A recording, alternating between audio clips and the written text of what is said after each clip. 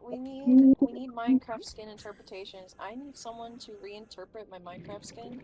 If I'll Okay. draw them anything if they just draw what they think my Minecraft skin is. Don't draw it as Link. You just have to look at Okay. my Minecraft skin and be like, okay, how does this look? Let me. You know? Not right now.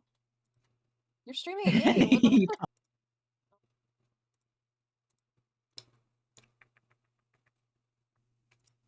Okay. So killer slowpoke looks like this. Nice, sizable head. Double walled to keep the insulation in. Right. So this is called a big cranium. Right. Big crane. So it's actually like this. It's pretty full, but it is double walled. It's insulated.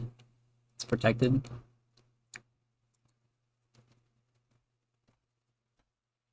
Okay. So big head, double walled, wide exterior. It will not fit inside any narrow passage. Important. The brow or ridge is very prominent, but it is upturned, unlike on other species. So it looks almost like a big W or like a seagull.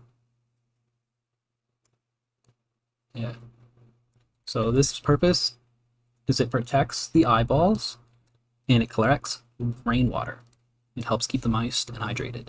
Because that thick skull also has thick skin, and again, it's double walled. It has to be water cooled.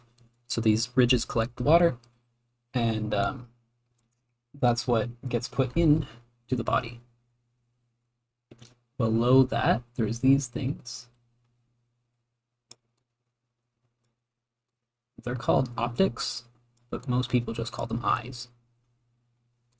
Now the sclera is actually quite yellow on. Oh, I'm making it black. That's not true. Don't believe that. Don't believe that. It's quite yellow. And that's not anything abnormal. It's just that they're kind of defective at times. And they were out of white paint. But again, it's normal. Nothing to be ashamed of.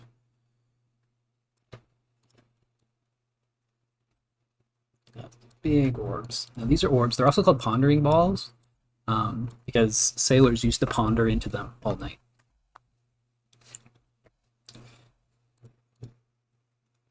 That's called a yellow. That's a yeah. No, this is Jen. This is Killer Slowpoke. Um, they have this thing here,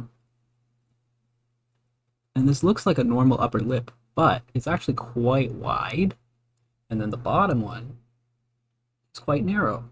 And that's because when you look at a glass that perhaps is holding milk in it, the bigger lip can go into the glass and grip onto it, and the smaller one is more nimble. It can maneuver the rest of that glass so that it pours better into the mouth.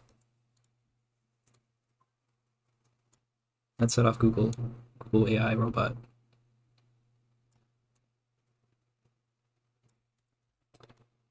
Yeah, and I'll give you a little scroll over here.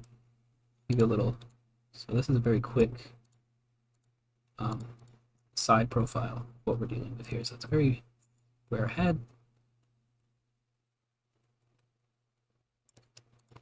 There's that downturn brow ridge. Pondering orb. I did it again. They're not black. I don't want to mislead you into thinking the pondering orbs are black. They're not. And then the milk sucker. So it extends quite a bit. We used to, in old Jenology, we used to refer to this as the bill, but that's kind of fallen out of practice in current parlance. Now, something you can see here that you can't really see in the frontal view, you can kind of see it right here. That's the snuffer. So it's kind of reduced in this species, but vestigial, like we have fossil evidence that shows it used to be quite a bit prominent.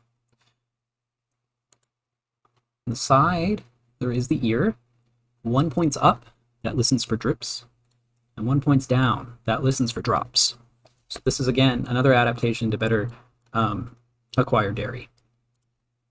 It's pretty prominent in this species. Shoulders, non-existent, but there are arms. There's 1, 2, 3, 4, and the hidden one that's a little bit strange is the 5th arm, and it's not actually attached to the torso, it comes out of the forehead. Again, if I were to edit this, you can see it again, side view. It's a little nub up there.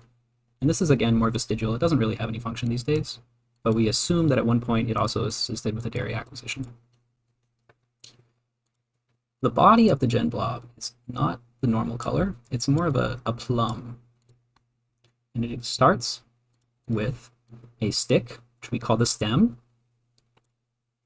It has a bulb at the bottom, which is the stalk. That's where all the sugar is. This is a delicacy if you ever are in Norway, where they used to, it's not so common these days, but they used to hunt gen blobs, and you would harvest the stalk. It's very sweet. You suck on it, you spit it out. It's kind of like resin or gum.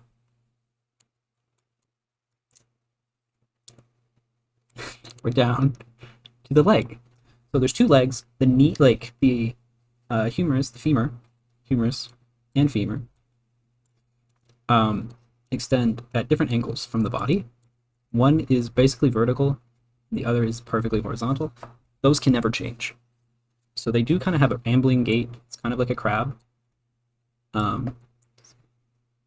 Just like that. This is the side view again. I forgot to put the appendages. They're there. So that comes down. They have the knees. The knees, again, are not functional. They don't move. And then we have the feet. This is the scary part. They have very, very developed grippers. We have up to 7 toes. And I say up to because they don't all have their 7 toes. Some of them are born with 6. Some of them have 8. The most specimens, or one of the specimens we have in our collection, actually has 43 toes. Now, we don't think that's normal. We do believe that that's like some kind of abnormal feature, but it can happen. So it's something to get looked at. Now, these toes have an extra joint in them, and inside that joint, there's a little bit of what we call jelly. So that's what, if you ever heard someone say they're going to take the jelly out of the gen, that's where it comes from. It's used mostly for like cushioning as they run, as they amble, again with that kind of weird gait. But the important thing is that can, should you ever need to, burn for a very long time. Now, with the eyebrows, which collect the water and fill the head, so you don't really want to burn the entire gen, but if you can amputate below the knee, good fire source. Yeah. There you go. That is a gen.